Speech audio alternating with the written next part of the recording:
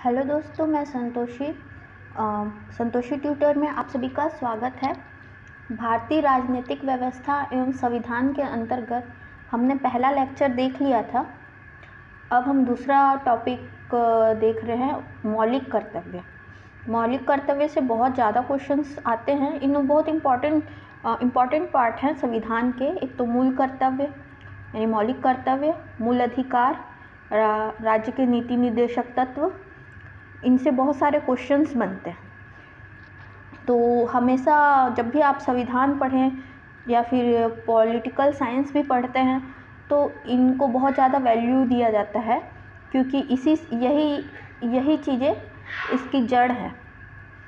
और अगर आप जीएस पोर्शन में अपना संविधान स्ट्रॉन्ग करना चाहते हैं तो इसके हर एक आर्टिकल, अनुच्छेद, उसे आपको याद रखना जरूरी है। मौलिक कर्तव्य के अंतर्गत हम देखेंगे मूल कर्तव्य होता क्या है। भारतीय संविधान में मूल अधिकारों के साथ साथ मूल कर्तव्य का भी स्थान होता है। अधिकार विहीन कर्तव्य निरर्थक होते हैं। कर्तव्य विहीन अधिकार निरंकुशता को पैदा करते हैं। ये एक दूसरे के पूरक होते हैं। निरंकुशता यानी कि आप समझ सकते हैं कि यह लोकतांत्रिक के बदले वंशानुगत राजतंत्र को बढ़ावा देता है। संवैधानिक उपबंध, अगर हम संवैधानिक उपबंध देखेंगे कि मौलिक कर्तव्य बना कैसे, तो इसके अंतर्गत क्या होगा कि मूल संविधान में मूल कर्तव्य नहीं थे। हमारा जो संविधान स्टार्टिंग में जब बना था तब उसमें मूल कर्तव्य नहीं थे, उसे बाद में जोड़ा गया। 1975 में प्रधानमंत्री इंदिरा गांधी द्वारा आपातकाल की घोषणा की गई थी। सरदार स्वर्ण सिंह के नेतृत्व में एक समिति गठन की गई जिसमें मूल अधिकारों के साथ मूल कर्तव्य को भी रखना जरूरी माना गया। इस समिति के अनुसार में 42 संविधान संशोधन 1976 भारतीय संविधान के भाग 4 क में मूल कर्तव्य को जोड़ा गया है। अनुच्छेद 51 क के अंतर्गत 10 मूल कर्तव्य की सूची का समावेश किया गया है। यहाँ पे इम्पोर्टेंस आपको रखना है 42वें संविधान संशोधन 1976 भाग 4, उसमें भाग 4 क को जोड़ा गया है मूल कर्तव्य के अंतर्गत। 86वें संविधान संशोधन 2002 में एक और मूल कर्तव्य 11वां मूल कर्तव्य को जोड़ा गया, जिसमें यह प्रावधान है कि 6 से लेकर 14 वर्ष की आयु के बच्चों के माता पिता संरक्षकों का यह कर्तव्य होगा कि वह स्वयं पर आश्रित बच्चों को शिक्षा प्राप्त करने का अवसर प्रदान करें। यानी 6 से 14 वर्ष के बच्चों को शिक्षा प्राप्त का अवसर। भारत के मूल कर्तव्य को भूतपूर्व सोवियत संघ के संविधान से अपनाया गया था। भारत के प्रत्येक नागरिकों का यह कर्तव्य होगा कि हमारे 11 मौलिक कर्तव्य हैं, जिसके अंतर्गत पहला कर्तव्य है संविधान का पालन करें, उसके आदर्शों, संस्थाओं, राष्ट्रध्वज, राष्ट्रगान का आदर करें। दूसरा कर्तव्य हमारा है स्वतंत्रता के लिए हमारे राष्ट्रीय आंदोलन को प्रेरित करने वाले उच्च आदर्शों को हृदय से संयोग रखें और उनका पालन करें।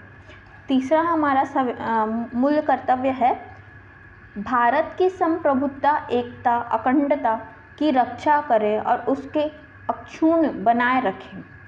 चौथा हमारा मूल कर्तव्य है देश की रक्षा करें और आह्वान किए जाने पर राष्ट्र की सेवा करें।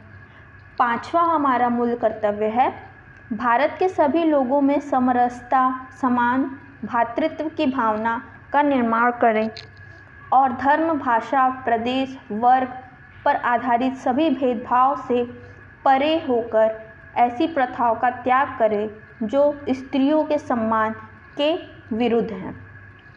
यहाँ मूल कर्तव्य में नागरिकों के कर्तव्यों को बताया गया है, क्योंकि यहाँ हमारे भारत ऐसा देश है जहाँ पे धार्मिकता को बहुत ज़्यादा महत्व दिया जाता है, स्त्री और बच्चों को सम्मान दिया जाता है, और यहाँ हर चीज़ को इसलिए महत्व दिया जाता है जैसे कि पर्यावरण, वैज्ञानिक चीज़ें, संविधान, आदर्श और जितने भी हमारे राष्ट्र प्रतीक हैं, राष्ट्र पुरुष हैं, इन सब को भी सम्मान दिया जाता है। तो यह सब मूल कर्तव्य के अंतर्गत जोड़ा गया है और इसे बहुत ज़्यादा महत्व दिया गया है। छठवां मूल कर्तव्य हमारी सामाजिक संस्कृति की गौरवशाली परंपरा का महत्व समझने और उनका परिरक्षण करें। संस्कृति को, गौरवशाली परंपरा का हम महत्व रखें। ठीक है। सातवां, प्राकृतिक पर्यावरण की अंतर्गत वन, झील, नदी, वन्य जीव, इनकी रक्षा करें, उनका संवर्धन करें, प्राणी मात्र के प्रति दयाभाव रखें। नौवां हमारा मूल कर्तव्य सार्वजनिक संपत्ति को सुरक्षित रखें, हिंसा से दूर रहें। 10वां मूल कर्तव्य व्यक्तिगत और सामूहिक गतिविधियों से सभी क्षेत्रों में उत्कर्ष की ओर बढ़ने का सतत प्रयास करें। राष्ट्र निरंतर बढ़ते प्रत्यक्ष उपलब्धियों, नई ऊंचाइयों को छू लें। 11 मूल कर्तव्य है माता पिता और संरक्षण का कर्तव्य होगा कि 6 से 14 वर्ष की आयु के यथास्थिति अपने बच्चे और प्रतिपाल्य को शिक्षा प्राप्त करने का अवसर प्रदान करें। 6 से 11 हम देखेंगे तो यहाँ पे हमारा परंपरागत संस्कृति की गौरवशाली को महत्व देने के बारे में बताया गया है। पर्यावरण, आसपास के जीव जंतुओं, उनकी रक्षा करने को बताया गया है। वैज्ञानिक दृष्टिकोण और खोज प्रवृत्ति, मानवतावाद, ज्ञानार्जन करना, कई सुधार करना, इसको भी मूल कर्तव्य के अंतर्गत रखा गया है। संपत्ति की सुरक्षा, हिंसा से दूर रहें। जो भी सार्वजनिक संपत्ति है, पब्लिक प्रॉपर्टीज़ जो बोलते हैं, जो गवर्नमेंट के द्वारा अप्लाई किया जाता है, उन सब की भी सुरक्षा रखें और हिंसा से दूर रहें। किसी को मारना नहीं, गौ हत्या नहीं करना, लोगों के साथ भाईचारे से रहना, यह सब हमारे मूल कर्तव्य के अंतर्गत बहुत ही महत्वपूर्ण बताया गया है। ठीक है। चलो हम इसको अब क्विक रिवीजन कर लेते हैं। पहला जो मूल कर्तव्य था वो संविधान, आदर्श, राष्ट्र, राष्ट्रगान और ध्वज के बारे में बता रहा है। दूसरा मूल कर्तव्य हमारा संप्रभुता, एकता, अखंडता और प्रस्तावना से रिलेटेड सभी चीज़ों को बताया गया है। तीसरा मूल कर्तव्य हमारा देश की रक्षा, राष्ट्र की सेवा के बारे में बताया है। चौथा समरसता और सम्मान भाव को दर्शाया गया है मूल कर्तव्य में। पांचवा राष्ट्रीय आंदोलन से संबंधित राष्ट्रीय पुरुष, राष्ट्रीय प्रतीक, राष्ट्रीय गान, इनका सम्मान करने के लिए मूल कर्तव्य में जोड़ा गया है। और छठवां संस्कृति और परंपरा को गौरवशाली महत्व दिया गया है। सातवां प्राकृतिक पर्यावरण, जीव जंतु, इनकी रक्षा करना, सुरक्षा करना, संरक्षण करने के बारे में बताया गया है। सार्वजनिक संपत्ति के बारे में बताया गया है कि जो भी सार्वजनिक संपत्ति है, पब्लिक प्रॉपर्टीज़ है, उनका ध्यान रखना, उन्हें आप किसी तरीके से चोट ना पहुंचाना, ये सब बताया गया। व्यक्तिगत और सामूहिक गतिविधियों को आगे बढ़ाना। 11वां बच्चे 6 और 14 वर्ष की शिक्षा का अवसर प्रदान करना। इन्फोर्सिबिलिटी के अंतर्गत देखें यानी प्रवर्तनीयता, मूल कर्तव्यों की प्रवर्तनीयता। इन्फोर्सिबिलिटी यानी फोर्सफुली नहीं, ऐसा बोल सकते हैं। ठीक है। इसके अंतर्गत हम देखेंगे तो मूल कर्तव्य न्यायालय द्वारा प्रवृत्त नहीं कराए जा सकते।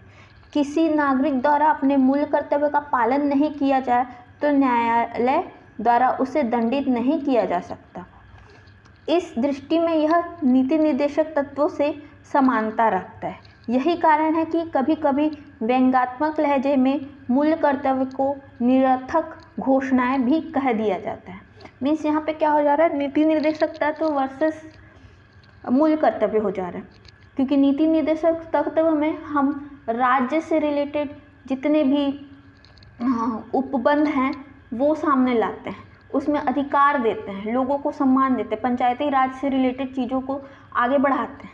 लेकिन मूल कर्तव्य में क्या हो जाता है, उस चीज़ का जस्ट अपोजिट हो जाता है। कैसे अपोजिट हो रहा है, क्योंकि यहाँ पे आपको कर्तव्य अपना निभाना पड़ रहा है, तो यहाँ नॉर्मल आप नीति निर्देशक तत्व के अपोजिट काम कर रहे हैं, ठीक है। इसलिए इसको निरर्थक घोषणाएं भी कहा जाता है। इसी तरीके से कई मामलों में न्यायालय द्वारा कहा गया है कि मूल अधिकार संविधान को समझने के लिए मूलभूत महत्व के जैसा है जैसा मूल कर्तव्य है। यहाँ पे ये बोल रहा है कि जो हमारे न्यायालय हैं, कोर्ट्स हैं, वो हमको क्या कहता है कि मूल कर्तव्य और मूल अधिकार दोनों एक समान है। जैसा आप मूल अधिकार अपने राइट्स की बात करते हैं, वैसे ही आपको अपने कर्तव्यों का भी पालन करना चाहिए। इसी तरीके से भारत सरकार द्वारा मूल कर्तव्यों के प्रचालन, फंडामेंटल ड्यूटीज़ के जो ऑपरेशंस हैं, वर्मा समिति 1999 में एक गठित की गई थी। एक समिति 1999 में वर्मा समिति लाया गया था। उसमें यह प्रस्तुत किया गया कि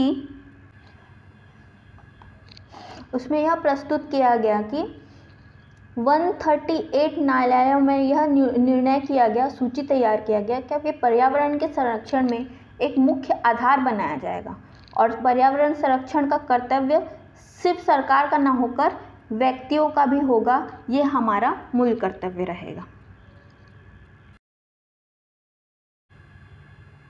मूल कर्तव्य के संदर्भ में किए गए सरकारी प्रयास। न्यायालयों के साथ साथ भारत सरकार और राज्य सरकार ने कई ऐसे नियम और कानून बनाए जिसमें मूल कर्तव्य को लागू करने की ज़रूरत पड़ती है।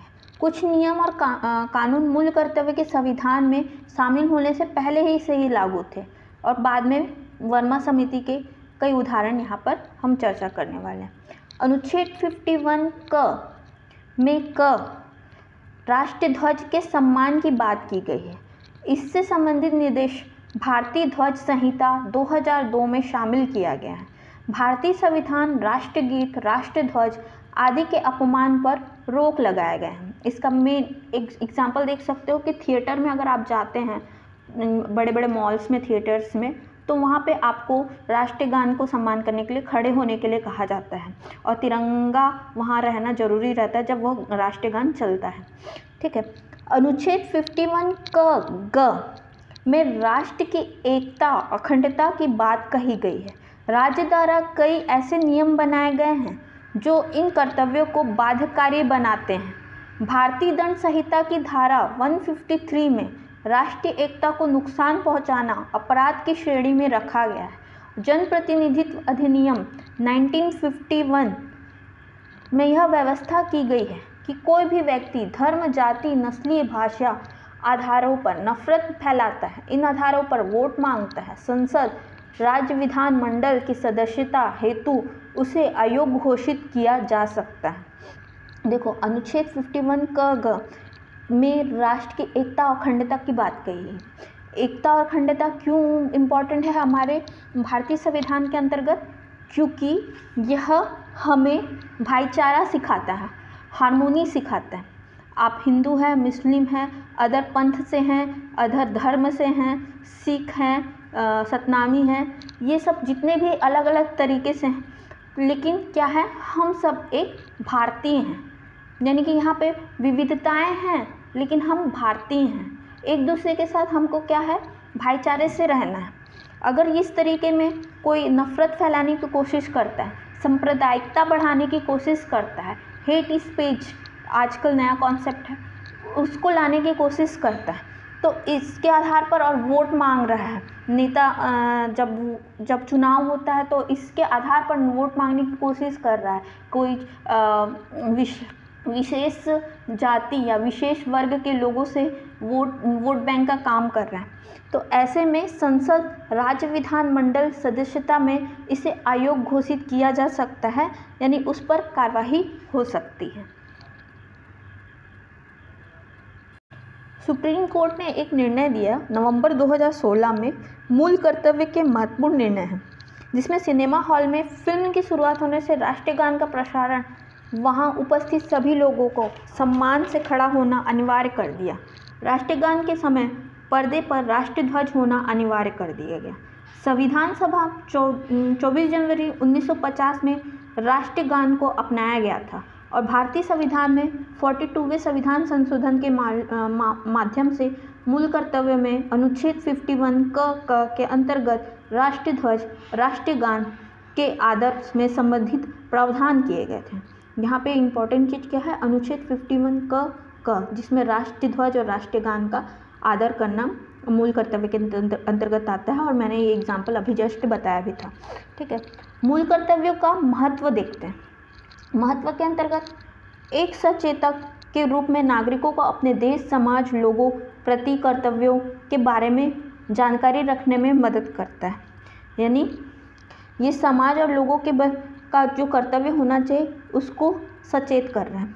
नागरिकों में अनुशासन, प्रतिबद्धता का भाव जागृत करता है। राष्ट्र प्रेम, त्याग, सेवा, बलिदान की भावना पैदा करता है। राष्ट्र निर्माण के लिए महत्वपूर्ण होता है। राष्ट्र विरोधी और समाज विरोधी कार्य विरोध करने की भावना का विस्तार होने से यह विरोध करता है। ठीक है, मूल कर्तव्य विधि द्वारा लागू होते हैं। इसमें किसी भी के भी पूर्ण न होने, असफल रहने संसद में उचित अर्थदंड सजा का प्रावधान कर सकती है। न्यायालय इस पर दंड नहीं देता ऐसा कहता है, लेकिन इसमें असफल होने यानी कर्तव्य ना निभाने पर संसद इस पर कार्य कर सकती है। मूल कर्तव्य संवैधानिक प्रावधान के कारण मूल अधिकार मूल कर्तव्य में संतुलन स्थापित। आई होप कि आप सभी को बहुत अच्छे से समझ आया होगा मूल कर्तव्य, मौलिक कर्तव्य हमारे संविधान के अंतर्गत। इसमें ज़्यादा बड़ा ये टॉपिक नहीं था, लेकिन 11 जो मूल कर्तव्य है आपको हमेशा याद रखना ज़रूरी है। मैंने इसका क्विक रिवीजन भी कराया है साथ ही साथ। इससे रिलेटेड हम क्वेश्चंस देखते हैं कैसा पूछता है। संविधान में मौलिक कर्तव्य किस संशोधन द्वारा जोड़े गए थे? पहला 40वें संशोधन, दूसरा 42वें संशोधन, तीसरा 44वें संशोधन, चौथा 45वें संशोधन। 40, 42, 44, 45 संशोधन चारों में से किस संशोधन से मौलिक कर्तव्य को जोड़ा गया है? तो इसका आंसर आपको पता होना चाहिए, हमेशा याद रखिएगा, 42वें संविधान संशोधन। दूसरा क्वेश्चन देखते हैं। मौलिक कर्तव्यों के अध्याय में शामिल है। पहला, उन उदात्त आदतों को संजोने तथा अपनाने का कर्तव्य जिन्होंने हमारे स्वतंत्रता आंदोलन को प्रेरित किया।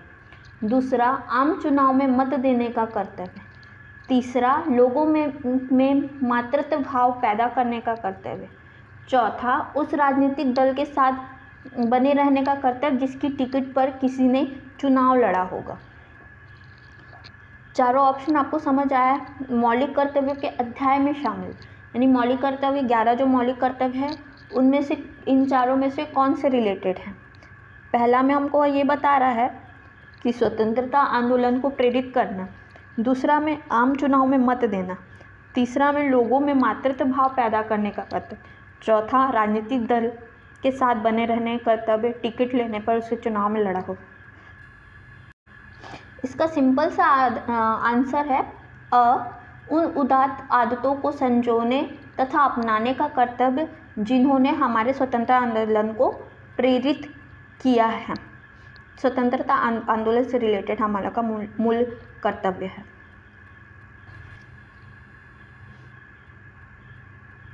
यह तिरंगा का सम्मान करने को दिखाया गया है। नॉर्मल सा एक कार्टून आर्टिस्ट मेरे द्वारा बनाया गया।